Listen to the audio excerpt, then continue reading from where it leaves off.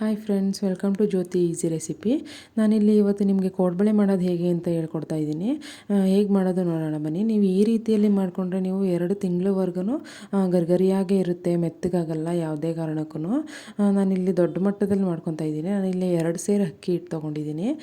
2 ಸೇರು ಅಕ್ಕಿ ಹಿಟ್ಟು ತೊಗೊಂಡು ಅದನ್ನು ಎರಡೆರಡೇ ಬೌಲ್ ಹಾಕ್ಕೊಂಡು ಬಾಣಲಿಗೆ ಹುರ್ಕೊತಾ ಇದ್ದೀನಿ. ಸ್ವಲ್ಪ ಬೆಚ್ಚಗೆ ಮಾಡ್ಕೊತಾ ಇದ್ದೀನಿ. ನೀವು ಹೇಗೆ ಹುರ್ಕೋಬೇಕು ಅಂದರೆ ಇದನ್ನು ತುಂಬ ಸೀಸಬಾರ್ದು. ಇದನ್ನು ನಾವು ಉರಿತಾ ಅಕ್ಕಿ ಹಿಟ್ಟನ್ನು ಮುಟ್ಟು ನೋಡಿದ್ರೆ ಕೈಗೆ ಸುಡಬೇಕದು. ಆ ಲೆವೆಲ್ಗೆ ನೀವು ಇದನ್ನು ಹುರ್ಕೊಳ್ಳಿ. ನಾನು ಮೂರು ಸರಿ ಹುರ್ಕೊಂಡಿದ್ದೀನಿ ಇದನ್ನು. ಹಾಗೆ ಇದಕ್ಕೆ ಈ 2 ಸೇರು ಅಕ್ಕಿ ಹಿಟ್ಟಿಗೆ ಅರ್ಧ kg ಅಷ್ಟು ಮೈದಾ ಹಿಟ್ಟು ತೊಗೊಂಡಿದ್ದೀನಿ. ಜಾಸ್ತಿ ತೊಗೋಬೇಡಿ, ಬರೀ ಅರ್ಧ kg ಅಷ್ಟೇ ತೊಗೊಳ್ಳಿ. ಅದನ್ನು ಕೂಡ ಇದೇ ಥರ ಹುರ್ಕೊಳ್ಳಿ. ಮೈದಾ ಹಿಟ್ಟು ಹುರಿತಾ ಇರಬೇಕಾದ್ರೆ ಗಂಟುಗಳಾಗಿ ಆಗಿಬಿಡುತ್ತೆ.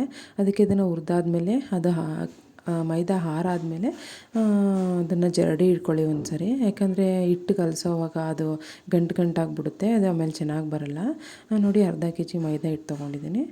ಇದನ್ನು ಕೂಡ ಹೀಗೆ ಹುರ್ಕೊಳ್ಳಿ, ನೆನ್ಪಿಟ್ಕೊಳ್ಳಿ. ಇದನ್ನು ಹುರಿದಾದ್ಮೇಲೆ ಜರಡಿ ಇಟ್ಕೊಬೇಕು. ಆಮೇಲೆ ನೆಕ್ಸ್ಟ್ ನಾನು ಇದಕ್ಕೆ ಕಡಲೆ ಬೀಜ ತೊಗೊತೀನಿ, ಹುರ್ಕೋತಾ ಇದ್ದೀನಿ. ಕಡಲೆ ಬೀಜ ಈ ಪ್ರಮಾಣಕ್ಕೆ ನೀವು ಅರ್ಧ kg ಕಡಲೆ ಬೀಜ ತೊಗೋಬೇಕು. ಅರ್ಧ kg ಅಷ್ಟು ಮತ್ತು ಅರ್ಧ kg ಹುರ್ಗಡ್ಲೆ ತೊಗೋಬೇಕಾಗುತ್ತೆ. ಕಡಲೆ ಬೀಜನೂ ಇದೇ ಥರ ಹುರ್ಕೊಳ್ಳಿ. ನೋಡಿ, ಒಂದು ದೊಡ್ಡ ಟಬ್ಗೆ ನಾನು ಎಲ್ಲನೂ ಹುರ್ಕೊಂಡಾಗಿದೆ. ಅಕ್ಕಿ ಹಿಟ್ಟು ಅದನ್ನು ಹಾಕ್ಕೊಂಡಿದ್ದೀನಿ, ಮತ್ತು ಮೈದಾ ಹಿಟ್ಟನ್ನು ಅಷ್ಟೇ ಅದನ್ನು ಹಾಕ್ಕೊತೀನಿ. ಇವಾಗ ಮೈದಾ ಹಿಟ್ಟನ್ನು ಹೀಗೆ ಹಾಕ್ಕೊಳ್ಳಿ, ಎರಡನ್ನೂ ಮಿಕ್ಸ್ ಮಾಡ್ಕೊಳ್ಳಿ. ಮತ್ತು ನಾನಿಲ್ಲಿ ಬಿಳಿ ಎಳ್ಳನ್ನು ತೊಗೊಂಡಿದ್ದೀನಿ. 1 ಬೌಲ್ ಬಿಳಿ ಎಳ್ಳು ಹಾಕ್ಕೊಳ್ಳಿ. ಎಳ್ಳು ಹಾಕಿದ್ರೆ ತುಂಬಾ ರುಚಿಯಾಗಿರುತ್ತೆ. ಎಳ್ಳು ಯಾವುದೇ ಕಾರಣಕ್ಕೂ ಸ್ಕಿಪ್ ಮಾಡಿಬಿಡಿ, ತುಂಬ ಚೆನ್ನಾಗಿ ಬರುತ್ತೆ, ಹಾಕ್ಕೊಳ್ಳಿ. ನಾನಿಲ್ಲಿ ಅರ್ಧ kg ಕಡಲೆನೂ ತೊಗೊಂಡಿದ್ದೀನಿ ಪುಡಿ ಮಾಡಿ. ಪುಡಿ ಯಾವ ಥರ ಅಂದರೆ ಪೌಡ್ರ್ ಲೆವೆಲ್ಗೆ. ನೀವು ಅದು ಕೋಡ್ಬಳೆ ಅಲ್ವಾ, ಅದಕ್ಕೆ ಅದು ನುಚ್ಚು ಬಂದುಬಿಟ್ರೆ ಅದು ಚೆನ್ನಾಗಿ ಬರಲ್ಲ ಲಟ್ಟಿಸ್ಬೇಕಾದ್ರೆ. ಅದಕ್ಕೆ ನೀವು ಈ ಥರ ನುಣ್ಣಗೆ ಮಾಡ್ಕೊಳ್ಳಿ, ರುಬ್ಕೊಳ್ಳಿ. ಮತ್ತು ನೆಕ್ಸ್ಟ್ ನಾನು ಅರ್ಧ ಕರಿಬೇವಿನ ಸೊಪ್ಪು ತೊಗೊಂಡಿದ್ದೀನಿ, ಅರ್ಧ ಜಾರಷ್ಟು. ಅದನ್ನು ಅಷ್ಟೇ ಪೌಡ್ರ್ ಮಾಡಿದ್ದೀನಿ. ನೋಡಿ, ಹೀಗೆ ತುಂಬ ಚೆನ್ನಾಗಿ ಬರುತ್ತೆ, ಗಮ್ ಅಂತ ಇರುತ್ತೆ ನೀವು ಕರಿಬೇವು ಹಾಕಿದಷ್ಟು. ನಾನಿಲ್ಲಿ ಅರ್ಧ ಜಾರ್ ತೊಗೊಂಡಿದ್ದೀನಿ, ಸ್ವಲ್ಪ ಇತ್ತು. ನೀವು 1 ಜಾರ್ ಕೂಡ ತೊಗೊಬೋದು. ನೆಕ್ಸ್ಟ್ ಇಲ್ಲಿ ಕಡಲೆ ಬೀಜ ಹುರ್ಕೊಂಡಿದ್ದೆ ಅಲ್ವಾ, ಅದನ್ನು ಕೂಡ ಈ ಥರ ಪೌಡ್ರ್ ಮಾಡಿ ಹಾಕ್ಕೊಂಡಿದ್ದೀನಿ. ಈ ಥರ ಪೌಡ್ರು ಅಷ್ಟು ಪ್ರಮಾಣದಲ್ಲಿ ನೀವು ಹಾಕ್ಕೊಳ್ಳಿ, ತುಂಬ ಚೆನ್ನಾಗಿ ಬರುತ್ತೆ. ನೋಡಿ, ಇದೇ ಹದದಲ್ಲಿ ಹಾಕ್ಕೊಳ್ಳಿ. ಇದನ್ನು ಅಷ್ಟೇ 2 ಜಾರ್ ಆಯಿತು. ಇದನ್ನು ಕಡಲೆ ಬೀಜನೂ ಹುರ್ಕೊಳ್ಳಿ ಈ ಥರ. ನೆಕ್ಸ್ಟ್ ಇಲ್ಲಿ 1/4 kg ಆಗೋಷ್ಟು ಬೆಳ್ಳುಳ್ಳಿ ತೊಗೊಂಡಿದ್ದೀನಿ ನಾನು. ಬೆಳ್ಳುಳ್ಳಿನೂ ಹೀಗೆ ಪೇಸ್ಟ್ ಥರ ಮಾಡಿಕೊಂಡು ನೋಡಿ, ಹೀಗೆ ಪೂರ್ತಿ ನುಣ್ಣಗೆ ಸ್ವಲ್ಪ ನೀರು ಹಾಕ್ಕೊಂಡು ರುಬ್ಕೊಳ್ಳಿ. ಬೆಳ್ಳುಳ್ಳಿಗೆ ಪೇಸ್ಟ್ ಆಗುತ್ತೆ ನೋಡಿ. 1/4 kg ಇಲ್ಲಾಂದರೂ ಅಟ್ಲೀಸ್ಟ್ ಒಂದು 200 ಗ್ರಾಮ್ ಅಷ್ಟಾದರೂ ಬೇಕಿದ್ದಕ್ಕೆ 200 ಗ್ರಾಮ್ ಅಷ್ಟು ಬೆಳ್ಳುಳ್ಳಿ ತೊಗೊಂಡು ರುಬ್ಕೊಂಡು ಈ ಥರ ನುಣ್ಣಗೆ ಪೇಸ್ಟ್ ಮಾಡಿಕೊಂಡು ಹಾಕ್ಕೊಳ್ಳಿ. ಇದನ್ನು ಮಿಕ್ಸ್ ಮಾಡ್ಕೊಳ್ಳಿ. ಈಗ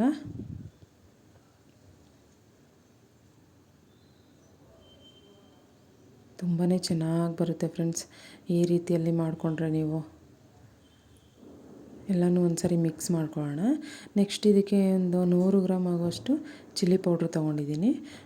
100 ಗ್ರಾಮ್ ಚಿಲ್ಲಿ ಪೌಡ್ರ್ ತೊಗೊಳ್ಳಿ. ನಾನು ಯಾವುದೇ ಮೆಣಸಿನ್ಕಾಯಿನ ಹಾಕ್ಕೊಳ್ಳಿಲ್ಲ, ಚಿಲ್ಲಿ ಪೌಡ್ರ್ ತೊಗೊಂಡಿದ್ದೀನಿ 1 ಪ್ಯಾಕೆಟು. ನೀವು ಖಾರ ನೋಡ್ಕೊಂಡು ಕೂಡ ಹಾಕ್ಕೊಬೋದು. ಆಮೇಲೆ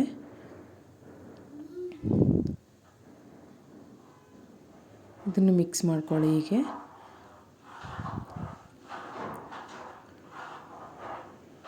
ನೀವು ಖಾರ ಜಾಸ್ತಿ ಬೇಕು ಅಂದರೆ ಬೇಕಾದರೆ ಕೂಡ ನೀವು ಹಸಿಮೆಣ್ಸಿಕಾಯಿನೂ ಆಡಿಸಿ ಹಾಕ್ಕೊಬೋದು, ರುಬ್ಬಿ ಹಾಕ್ಕೊಬೋದು. ಇಲ್ಲಿ ನಾನು 50 ಗ್ರಾಮ್ ಅಷ್ಟು ಜೀರಿಗೆ ಹಾಕ್ಕೊಂಡಿದ್ದೀನಿ. ಆ ಜೀರಿಗೆ ಮೇಲೆ ಎಣ್ಣೆ ಹಾಕಬೇಕು. ಎಣ್ಣೆ ಹಾಕ್ಕೊಬೇಕು, ಕಾದಿರೋ ಎಣ್ಣೆ ಹಾಕ್ಕೊಬೇಕು. ನೀವು ಎಣ್ಣೆನ ತುಂಬ ಚೆನ್ನಾಗಿ ಹೊಗೆ ಬರೋವರೆಗೂ ಕಾಯಿಸಿ ಹಾಕ್ಕೊಬೇಕು. ನೋಡಿ, ಜೀರಿಗೆ ಮೇಲೆ ಹಾಕಿದ್ರೆ ಈ ಥರ ನೋಡಿ ಗುಳ್ಳೆಗಳು ಹೇಗೆ ಬರ್ತಾಯಿದೆ. ಬಿಸಿ ಬಿಸಿ ಎಣ್ಣೆ ಹಾಕ್ಕೊಬೇಕು ಈ ಥರ. ನೀವು ಇದೇ ಟಿಪ್ಸು, ನೀವು ಯಾವುದೇ ವಸ್ತುನ ನೀವು ಹೆಂಗೆ ಹಾಕಿದ್ರೂ, ಹೆಚ್ಚು ಕಮ್ಮಿ ಹಾಕಿದ್ರೂ ಎಣ್ಣೆ ಮಾತ್ರ ಕಾಯಿಸಿ ಹಾಕ್ಕೊಳ್ಳಿ, ತುಂಬ ಚೆನ್ನಾಗಿ ಬರುತ್ತೆ. ಎಣ್ಣೆ ಕಾಯಿಸ್ತೇನೆ ಹಾಕ್ಕೊಂಡ್ರೆ ಅದು ಮೆತ್ತಗಾಗ್ಬಿಡುತ್ತೆ, ಕೋಡ್ಬಳೆ ಚೆನ್ನಾಗಿ ಬರಲ್ಲ. ನೋಡಿ, ಎಣ್ಣೆ ಹಾಕಿ ಸ್ವಲ್ಪ ನೀರಿಗೆ ಸ್ಪೂನಲ್ಲಿ ಈ ಥರ ಮಿಕ್ಸ್ ಮಾಡ್ಕೊಳ್ಳಿ. ಕೈಯಲ್ಲಿ ಮಿಕ್ಸ್ ಮಾಡೋಕ್ಕೆ ಹೋಗಬೇಡಿ, ಸುಟ್ಬಿಡುತ್ತೆ ಕೈಗೆ. ಮತ್ತು ಹೀಗೆ ಸ್ವಲ್ಪನೇ ನೋಡಿ ಮತ್ತೆ ಹಾಕ್ತೀನಿ ಇವಾಗ ನಾನು. ಈ ರೀತಿ ಸ್ವಲ್ಪ ಚೆನ್ನಾಗಿ ಎಣ್ಣೆ ಕಾದಿದೆ ನೋಡಿ, ಹೊಗೆ ಬರ್ತಾಯಿದೆ. ಈ ರೀತಿಯಲ್ಲಿ ನೀವು ಎಣ್ಣೆ ಕಾಯಿಸಿ ಹಾಕ್ಕೊಬೇಕು ನೀವು. ನೋಡಿ ಸ್ಪೂನಲ್ಲಿ ಈ ಥರ ತಿರುಗಿಸ್ಕೊಬೇಕು. ಕೈಯಲ್ಲಿ ತಿರ್ಗ್ಸೋಕೋದ್ರೆ ಆಗಲ್ಲ, ಅದು ಸುಟ್ಬಿಡುತ್ತೆ. ಎಣ್ಣೆ ಮಳ್ಳಿರೋದಲ್ವ, ಎಣ್ಣೆ ತುಂಬ ಮಳ್ಳಬೇಕು, ಹೊಗೆ ಬರೋ ಥರ ಕಾಯಿಸ್ಕೊಂಡು ಹಾಕ್ಕೊಳ್ಳಿ. ತುಂಬ ಚೆನ್ನಾಗಿ ಬರುತ್ತೆ ಗರಿಗರಿಯಾಗಿ. ಮತ್ತು ಇದಕ್ಕೆ ನಾನು ಅಜ್ವೈನ ಮಿಸ್ ಮಾಡಿದ್ದೀನಿ, ಸ್ಕಿಪ್ ಆಗಿದೆ. ನೀವು ಬೇಕಾದರೆ ಅಜ್ವೈನೂ ಹಾಕ್ಕೊಬೋದು, ಸ್ವಲ್ಪ ಫ್ಲೇವರ್ ಚೆನ್ನಾಗಿರುತ್ತೆ. ನೋಡಿ ಇದಕ್ಕೆ ಅಳತೆ ಅಷ್ಟು, ನಿಮಗೆ ಎಷ್ಟು ಅಳತೆ ನೋಡಿಕೊಂಡು ಉಪ್ಪು ಹಾಕ್ಕೊಳ್ಳಿ. ಇಷ್ಟು ಹಾಕ್ಕೊಂಡ್ರೆ ಅರ್ಧಕ್ಕೆ ಪೂರ್ತಿಗೆ ಇಷ್ಟು ಉಪ್ಪು ಹಾಕ್ಕೊಳ್ಳಿ. ಉಪ್ಪು ಅಳತೆ ಗೊತ್ತಿರಲಿಲ್ಲ ನನಗೂ, ನಾನು ಅಮ್ಮನ ಕೈಯಲ್ಲಿ ಕೂಡ ಹೇಳ್ಸ್ಕೊಂಡಿದ್ದೀನಿ ಉಪ್ಪು ಹಾಕೋದು. ಉಪ್ಪಿನ ಅಳತೆ ನನಗೂ ಸರಿಯಾಗಿ ಗೊತ್ತಾಗಲ್ಲ, ಅದಕ್ಕೆ ನಾನು ಅಮ್ಮನ ಕೈಯಲ್ಲಿ ಹೇಳಿ ಹಾಕ್ಸ್ಕೊಂಡಿದ್ದೀನಿ. ನೆಕ್ಸ್ಟ್ ಇದನ್ನು ಮಿಕ್ಸ್ ಮಾಡ್ಕೊಳ್ಳಿ. ಇಷ್ಟನ್ನು ಪೂರ್ತಿ ಈ ಥರ ಮಿಕ್ಸ್ ಮಾಡಿಕೊಂಡು ನಿಧಾನಕ್ಕೆ, ಈಗ ಎಲ್ಲ ಆರಿದೆ, ಎಣ್ಣೆ ಎಲ್ಲ ಆರಿದೆ. ಈಗ ಕೈಯಲ್ಲೇ ಮಿಕ್ಸ್ ಮಾಡ್ಕೊಳ್ಳಿ. ನೋಡಿ ಎಷ್ಟು ಚೆನ್ನಾಗಿ ಬಂದಿದೆ ಕಲರೆಲ್ಲ. ನೀವು ಈ ಥರ ಕಲಸಾದ್ಮೇಲೆ ಟೇಸ್ಟ್ ನೋಡ್ಕೊಬೇಕು. ಟೇಸ್ಟ್ ನೋಡ್ಕೊಳ್ಳಿ, ಉಪ್ಪು ಖಾರ ಎಲ್ಲ ಕರೆಕ್ಟಾಗಿದೆಯಾ ಅಂತ. ನಿಮ್ಮ ಖಾರ ಹಾಕಿದ್ರೆ ಖಾರ ಹಾಕ್ಕೊಬೋದು, ಉಪ್ಪು ಬೇಕಾದರೆ ಸಪ್ಪೆ ಆದರೆ ಈಗ ಸಪ್ಪೆ ಅಂದ್ಕೊಂಡು ಹಾಕ್ಕೊಬೋದು, ನೋಡ್ಕೊಂಡು ಹಾಕ್ಕೊಬೋದು. ಈಗ ಮಳೆಗಾಲಕ್ಕೆ ನೋಡಿ ತುಂಬಾ ಚೆನ್ನಾಗಿರುತ್ತೆ, ಮಳೆ ಬಂದಾಗ ತಿನ್ನೋಕ್ಕೆ ಗರಿಗರಿಯಾಗಿ ತುಂಬ ಚೆನ್ನಾಗಿ ಬರುತ್ತೆ, ಮಾಡ್ಕೊಳ್ಳಿ. ನಾನು ಇದನ್ನು ಸ್ವಲ್ಪ ಹಿಟ್ಟು ನೋಡಿ 1 ಸೇರಷ್ಟು ಎಲ್ಲ ಅಳತೆನೂ ಸೇರಿ 4 ಸೇರಷ್ಟಾಗಿದೆ. ನಾನು ಇದರಲ್ಲಿ 1 ಸೇರಷ್ಟು ಎತ್ತಿಕ್ತಾ ಇದ್ದೀನಿ. ಇದರಲ್ಲೇ ಕೂಡ ಚಕ್ಲಿನೂ ಮಾಡ್ಕೊಬೋದು ನೀವು. ನಾನು ಸ್ವಲ್ಪ ಎತ್ತಿಟ್ಕೊಂಡಿದ್ದೀನಿ. ಇನ್ನು ಮಿಕ್ಕದ ಐಟಮಲ್ಲಿ ನಾನು ಇವಾಗ ಸ್ವಲ್ಪನೇ ನೀರು ಹಾಕಿ ಕಲಸಿಟ್ಕೊಳ್ಳೋಣ. ನಾನು ಇಷ್ಟನ್ನು ಎತ್ತಿಟ್ಕೊಂಡಿದ್ದೀನಿ ಬೇರೆ ಸಪ್ರೇಟು. ಇದರಲ್ಲಿ ಚಕ್ಲಿನೂ ಕೂಡ ಮಾಡ್ಕೊಬೋದು ನೀವು, ತುಂಬಾ ಚೆನ್ನಾಗಿ ಬರುತ್ತೆ. ಇಷ್ಟು ಹಿಟ್ಟಲ್ಲಿ ನಾನು ಕೋಡುಬಳೆ ಮಾಡಿದ್ದೀನಿ. ಇದನ್ನು ನೀಟಾಗಿ ಮಿಕ್ಸ್ ಮಾಡ್ಕೊತಾ ಇದ್ದೀನಿ ಪೂರ್ತಿ. ನೀವು ಸ್ವಲ್ಪನೇ ನೀರು ಹಾಕ್ಕೊಂಡು ಅಳತೆ ನೋಡ್ಕೊಂಡು ಹಾಕ್ಕೊಳ್ಳಿ. ಫಸ್ಟು ಒಂದೇ ಸರಿ ನೀರು ಹಾಕಬಾರ್ದು, ಗಟ್ಟಿಯಾಗಿಬಿಡುತ್ತೆ, ಇಲ್ಲಾಂದರೆ ತೆಳ್ಳೆ ಆಗಿಬಿಡುತ್ತೆ, ಗೊತ್ತಾಗಲ್ಲ ಪ್ರಮಾಣ.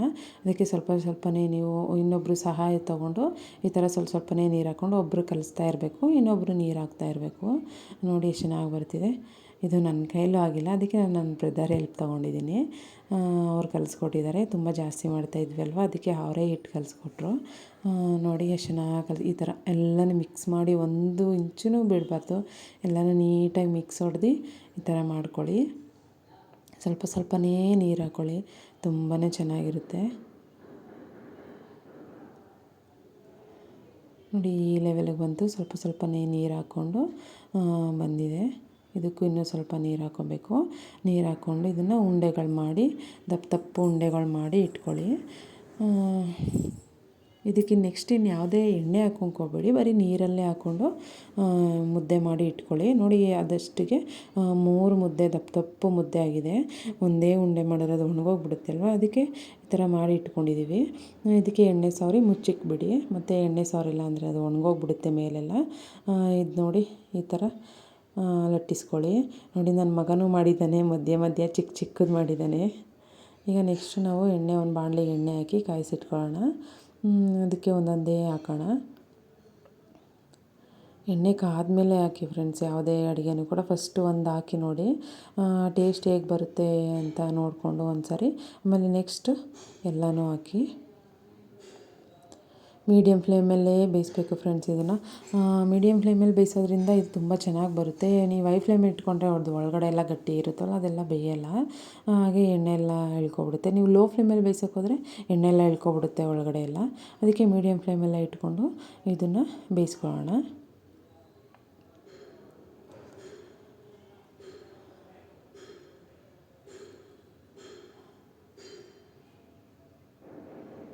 ಇದಿಷ್ಟು ಈಗ ಬಾಣಲಿಗೆ ಹಾಕಾಗಿದೆ. ಎಣ್ಣೆ ಕಾದ್ಮೇಲೆ ಇದನ್ನು ಮೀಡಿಯಮ್ ಫ್ಲೇಮಲ್ಲೇ ಬೇಯಿಸ್ಕೊಬೇಕು. ಕೋಡುಬಳೆ ಆಗಿರೋದ್ರಿಂದ ಒಳಗಡೆ ಎಲ್ಲ ಚೆನ್ನಾಗಿ ಬೇಯಬೇಕಲ್ವ, ಅದು ಬೇಯಬೇಕು ಅಂದರೆ ಮೀಡಿಯಮ್ ಫ್ಲೇಮಲ್ಲೇ ಬೇಯಬೇಕು. ನೋಡಿ, ನೀವು ಯಾವುದೇ ಕಾರಣಕ್ಕೂ ಸಡನ್ನಾಗಿ ಕೈ ಹಾಕೋಕೆ ಹೋಗಬೇಡಿ. ಅರ್ಧ ಎಲ್ಲ ಬೆಂದಾದಮೇಲೆ ಗುಳ್ಳೆ ಕಮ್ಮಿ ಆಗುತ್ತೆ ನೋಡಿ ಎಣ್ಣೆಯಲ್ಲಿ ಗುಳ್ಳೆ ಕಮ್ಮಿ ಆಗಿದೆ ಅಂದರೆ ಅರ್ಧ ಬೆಂದಿದೆ ಅಂತ ಅರ್ಥ. ಅದನ್ನು ಆಮೇಲೆ ನಾವು ದಬಾಕೋಬೇಕು. ಹೀಗೆ ದಬಾಕೊಂಡು ತಿರುಗಿಸಿ ಬೇಯಿಸ್ಕೊಬೇಕು ಮತ್ತೆ ಇನ್ನೊಂದು ಸಾರಿ. ಮತ್ತು ಇದು ಬೆಂದಾಗಿದೆ ಅಂತ ಹೇಗೆ ನೋಡ್ಕೊಬೇಕು ಅಂದರೆ ಗುಳ್ಳೆನೆಲ್ಲ ನೋಡಿ ಎಷ್ಟು ಪೂರ್ತಿ ಕಮ್ಮಿ ಆಗೋಯ್ತು ನೋಡಿ, ಗುಳ್ಳೆನೇ ಇಲ್ಲ ಇಲ್ಲಿ. ಈಗ ಬೆಂದಿದೆ ಅಂತ ಅರ್ಥ. ಈಗ ಒಂದು ಬೌಲ್ಗೆ ಶಿಫ್ಟ್ ಮಾಡ್ಕೊಳ್ಳೋಣ. ನೋಡಿ ಕೋಡುಬಳೆ ರೆಡಿ. ನೋಡಿ ಎಷ್ಟು ಚೆನ್ನಾಗಿ ಬಂದಿದೆ, ತುಂಬಾ ಕ್ರಿಸ್ಪಿಯಾಗಿ ಬಂದಿದೆ. ಇದನ್ನು ನೀವು ಒಂದು ಬಾಕ್ಸ್ಗೆ ಹಾಕ್ಕೊಂಡು ಇಟ್ಕೊಂಡ್ರೆ ನೀವು 2 ತಿಂಗಳುಗಳ ಕಾಲ ನೀವು ತುಂಬ ಚೆನ್ನಾಗಿರುತ್ತೆ, ಗರಿಗರಿಯಾಗೇ ಇರುತ್ತೆ. ನೀವು ಮಾಡಿ ಬೇಕಾದರೆ ಈ ಥರ ಇಟ್ಕೊಳ್ಳಿ, ಇದೇ ಪ್ರಮಾಣದಲ್ಲಿ ಮಾಡಿ, ತುಂಬ ಚೆನ್ನಾಗಿ ಬರುತ್ತೆ. ನಿಮಗೆ ಇಷ್ಟ ಆದರೆ ಲೈಕ್ ಮಾಡಿ, ಶೇರ್ ಮಾಡಿ ಫ್ರೆಂಡ್ಸ್. Thank you.